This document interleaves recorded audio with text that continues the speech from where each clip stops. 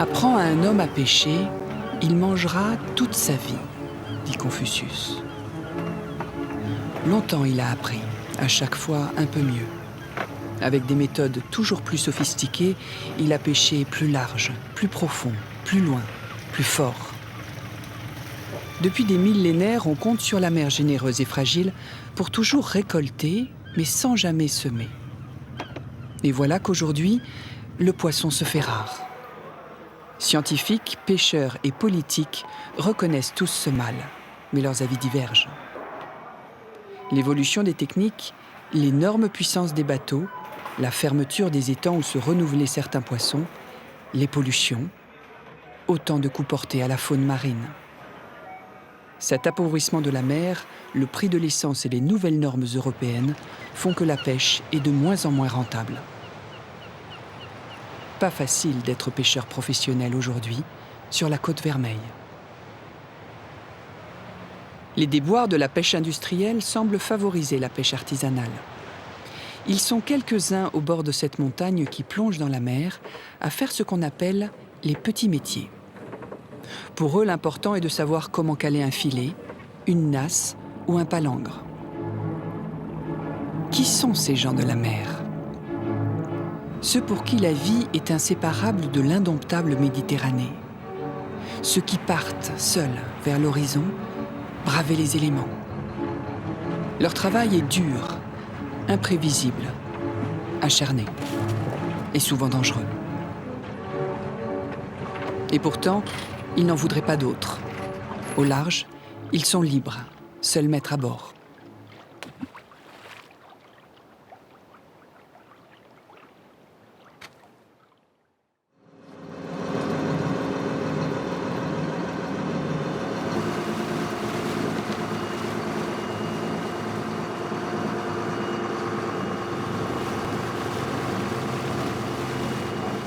Manu a commencé la pêche à l'âge de 15 ans. Il a travaillé sur de nombreux bateaux.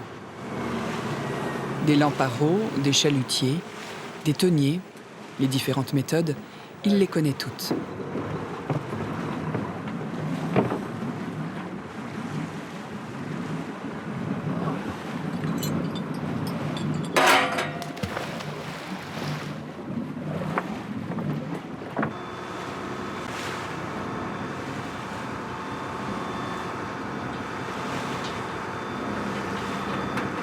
Là, il y a 2,5 km de filet là, pour l'instant, de cela là. Dans ce style là, il y a 2,5 km. On en a 3 à poser. Là, c'est le premier. Chaque filet a son poisson.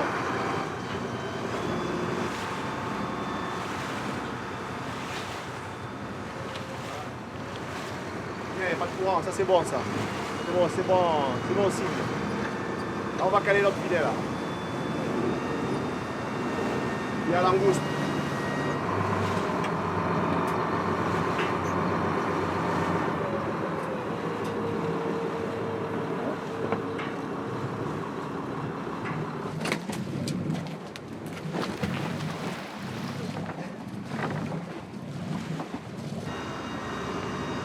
Et maintenant, on va caler à peu près 1000 mètres de filet à dorade.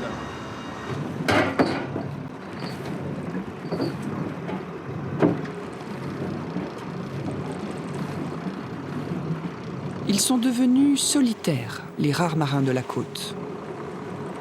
Chacun a sa méthode pour se passer des autres.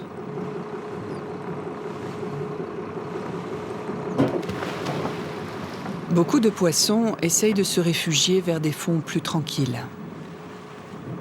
Pour les trouver, il faut partir de nuit.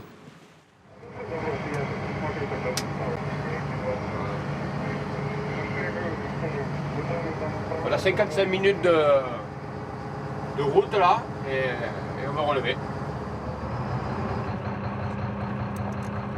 Toute l'année, à 1h du matin, Jean-Pierre va au large du cap Cerbère.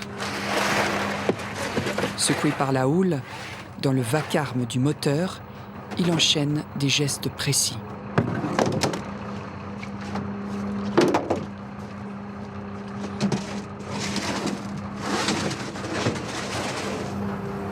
On a des courants du sud et c'est pas des bons courants là.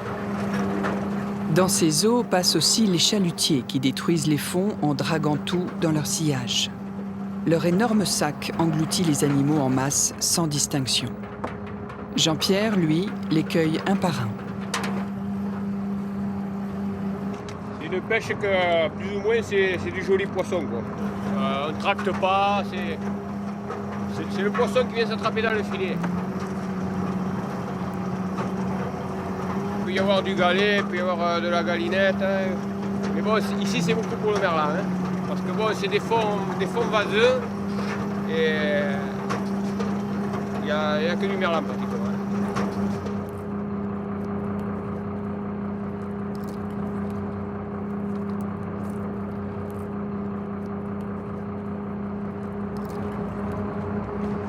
Ça avec mon père et voilà, j'ai pris la suite hein,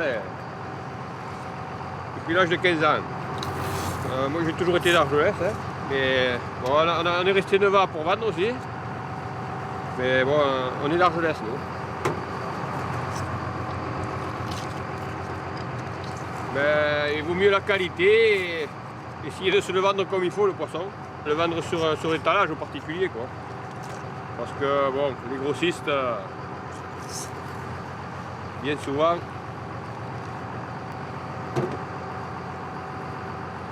c'est du poisson du jour, hein, c'est du poisson frais. Hein.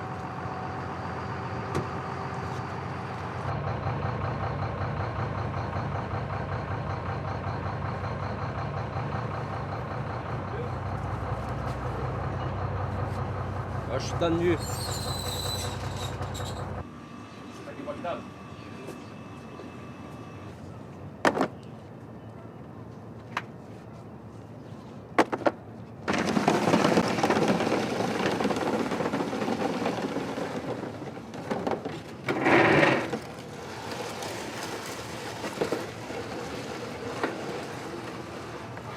Quand nous, on nous achète le poisson à 1 €, on le retrouve à 17, 18, 19 € en criée sur des poissonneries. Donc tout le monde dit le poisson est cher, les pêcheurs se plaignent alors qu'ils vendent de cher. Non, nous on vend pas cher, hein, c'est ceux qui nous le rachètent qui vendent de cher. Hein. C'est voilà. Ah oui, demain il faudrait tout vendre en criée, moi j'arrête le métier. Hein. J'arrête le métier de suite. Parce que bon, il n'y a pas assez de quantité de poissons. Et il vaut mieux se le vendre narqué, quoi. Je veux dire. Celui qui achète, il s'y reconnaît et nous on s'y reconnaît aussi. Hein.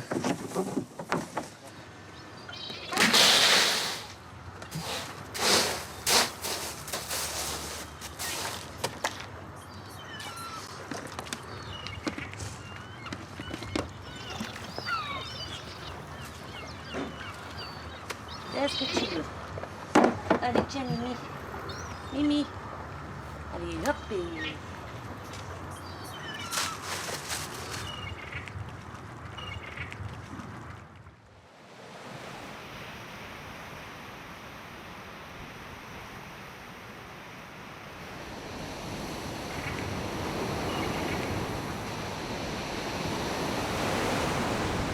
Oyez comme la mer s'échine, se tourmente, hurle aux hommes de nous sonder ses tréfonds. La houle tapageuse de la trempe des démons résigne, au loin, les pêcheurs dans l'attente.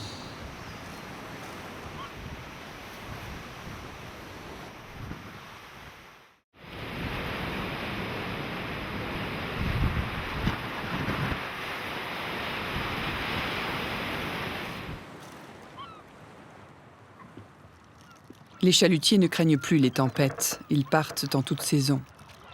Les immenses tonniers, eux, sont à quai pour d'autres raisons.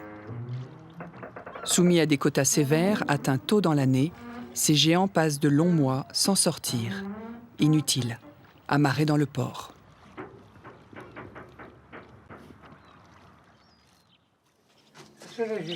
La pêche industrielle a fait oublier les vrais arts de la pêche. Combien sont-ils encore à savoir faire une nasse? Père Matteux et sa famille en ont fabriqué toute leur vie. L'année dernière, sur les vieilles déjà, c'est de l'olivier et du noisetier. J'ai des noisetiers à la vigne. Chaque année, je les couperai et ça fait tous des pouces. Avant, ils étaient plus réguliers. Hein? Maintenant, tu en as d'épais, tu en as qui sont plus minces. Et ça, c'est plus mince, là, c'est épais. Évidemment, quelqu'un qui n'est pas du métier, il ne le voit pas. Mais si mon père le voyait, il est où là, que foutre qui. C'est vrai.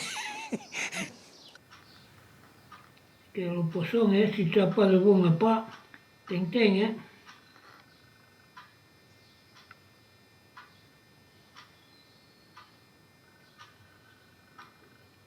Allez, les deux derniers.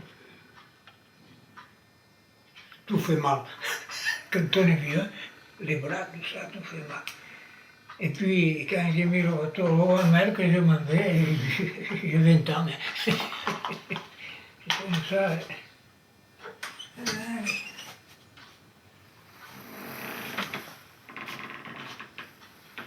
Oui. Ça, le palangre, nous, quand ça venait le mois de novembre jusqu'au mois de mars, s'il n'y avait pas de sardines, on faisait que ça, nous, surtout. À moins que quand il y avait un coup d'est, alors on mettait des filets. Mais on ne mettait pas de filets en hiver. On travaillait qu'avec ça.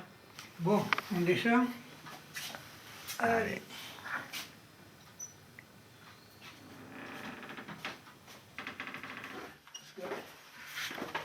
Père Matteux a vécu l'âge d'or de la pêche artisanale. Aujourd'hui, à 88 ans, rien ne peut l'empêcher de partir poser son palangre.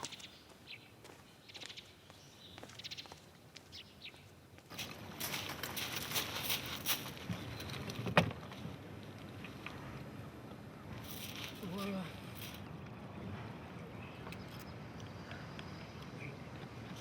Voyons le niveau. C'est plein, juste. Voilà.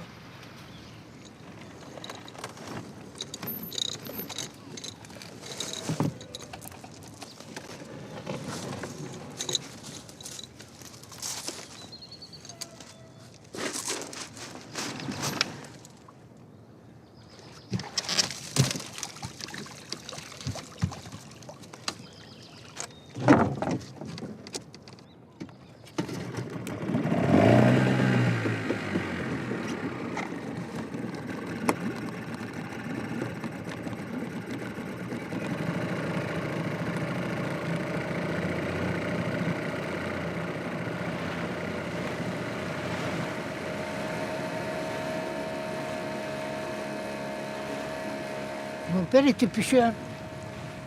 Et mon grand-père aussi était pêcheur. Une famille de pêcheurs. À 13 ans, je commençais à faire le mousseux, mais au bateau de mon père. Et il y avait un vieux pêcheur qui me disait, je me souviens, tu sais, en mer, il y a deux sortes de pêcheurs. Il y a ceux qui font ce qu'ils savent, et d'autres qui savent ce qu'ils font. Hein? C'est spirituel, ça. Il y en a qui font ce qu'ils savent, et d'autres qui savent ce qu'ils font. Et il me disait, ton père, il sait ce qu'il fait.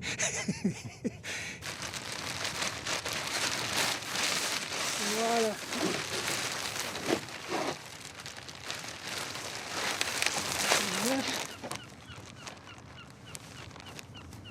Il manque quelque chose qui va pas. Ah bon, c'est comme ça. Voilà. Bon, là c'est vrai.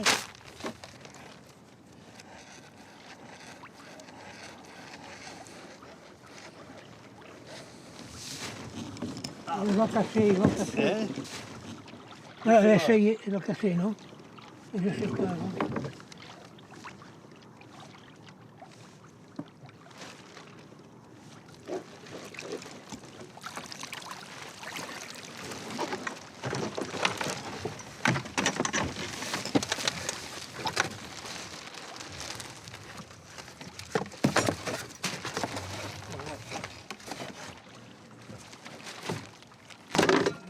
Ici.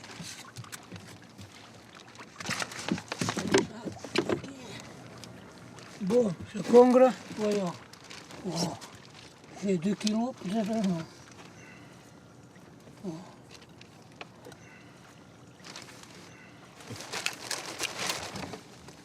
C'était volé ça.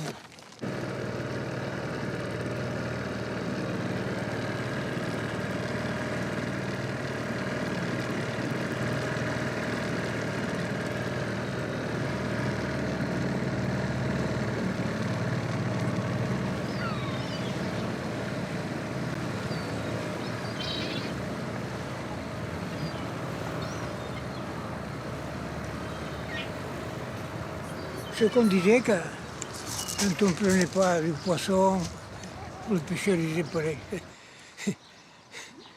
Si cada dia agafava pell, hasta el capellà se faria pescaire. Si chaque jour on prenait du poisson, même le curé il se ferait pêcheur.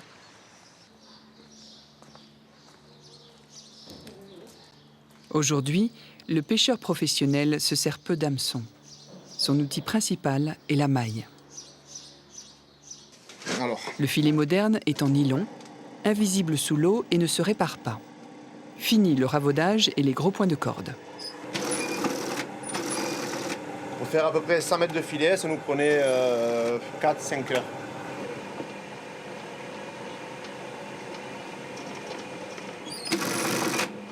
Là, on compte les mailles pour raccourcir le filet en fait. Vous voyez, avant, il fallait faire comme ça avant. Chaque nœud.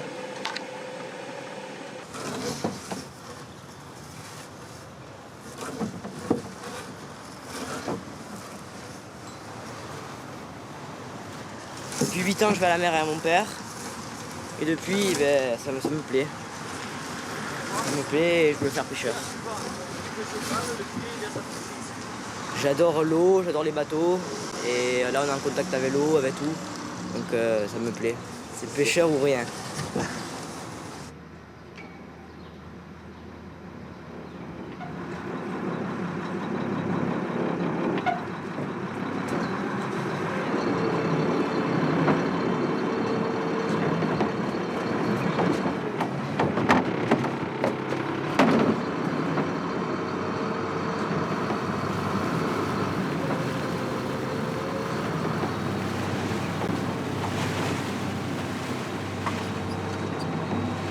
Il est content que j'aille avec lui parce que ça le rassure. Parce que je sais conduire le bateau, je sais tout faire à bord. S'il y a un problème, je pourrais le ramener. Et tandis que quand il est tout seul, s'il y a un problème, s'il tombe à la mer, il n'y arrivera pas tout seul. C'est trop dangereux. Et à deux, ça va mieux aussi.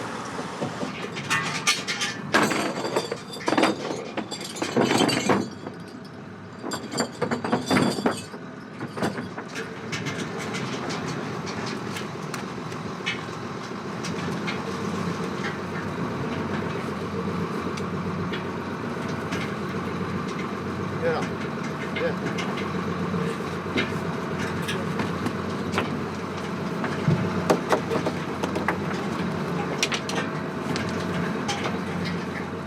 Autrefois, un fils de pêcheur devait prendre la relève. Il n'avait pas le choix. Il devait travailler sur le bateau. Aujourd'hui, c'est la passion qui compte. Quand on a 14 ans, on ne veut pas toujours se lever avant l'aube pour démailler les poissons épineux et glissants, secoués par le vent du large et le roulis.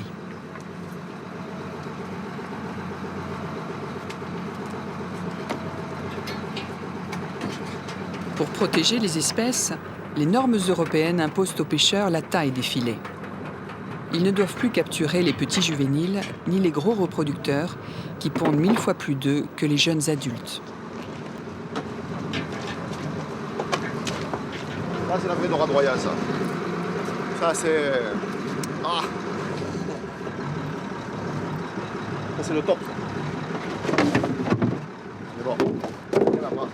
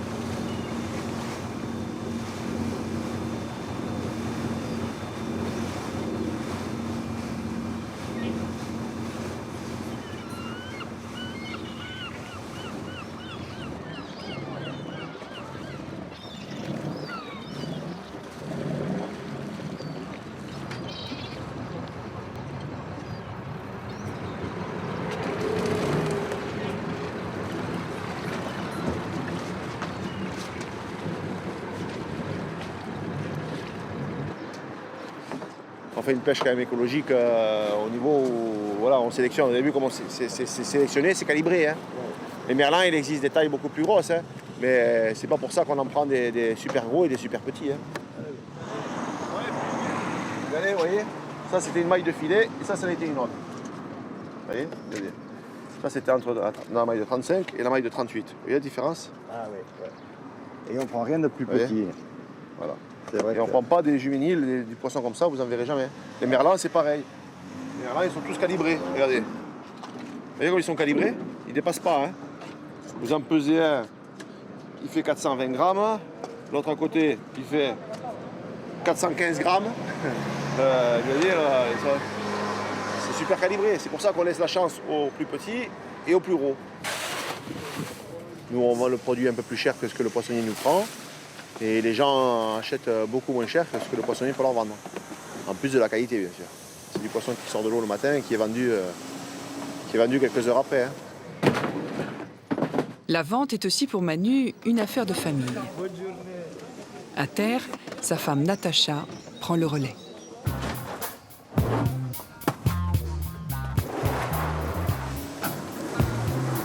Le mardi, Prades. Le mercredi, Île sur Tête. Le jeudi, Amélie-les-Bains. Le vendredi, à Toulouse. Et le samedi, Serré. J'en fais 5 dans la semaine.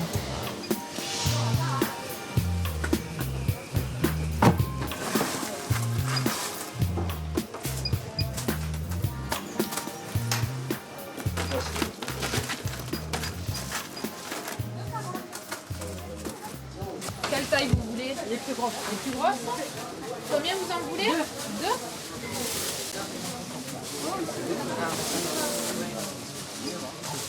Là, il fait 315 grammes. Parfait.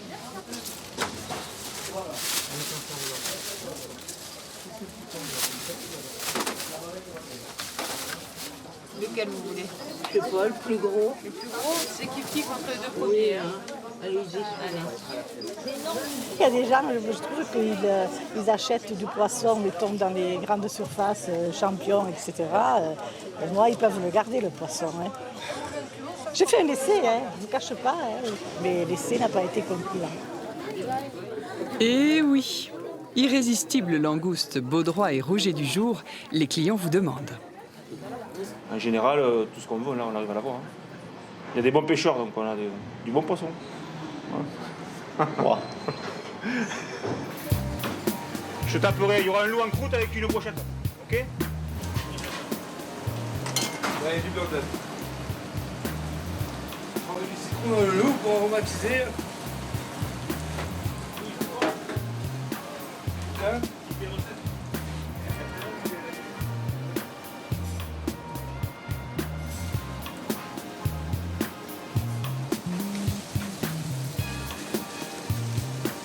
En direct? Non, où il arrive.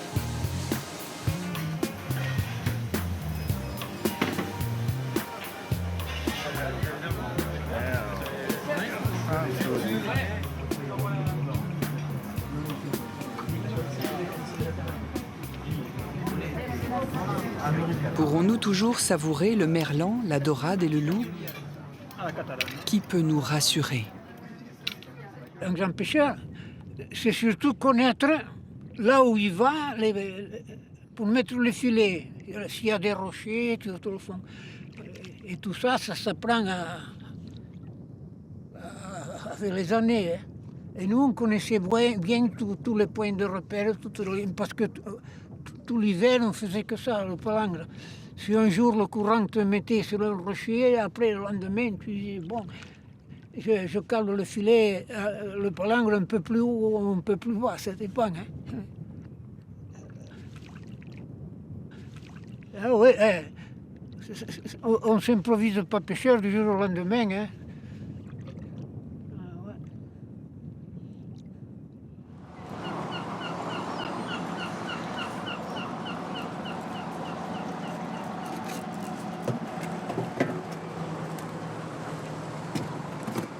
Moi, je veux rester dans un petit métier. Alors, les filayeurs. Faire le filet.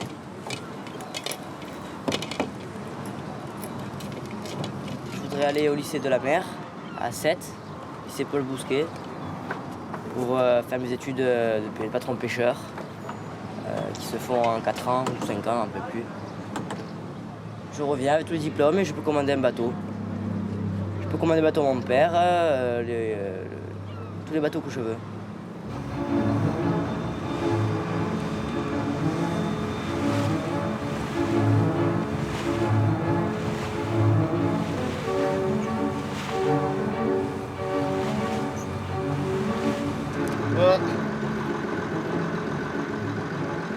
Les prends pour des requins souvent. Je me laisse juste dépasser le truc. Ah ouais. Allez, je le jette. Ah ouais, ouais. Allez. Ouais. Allez, ciao.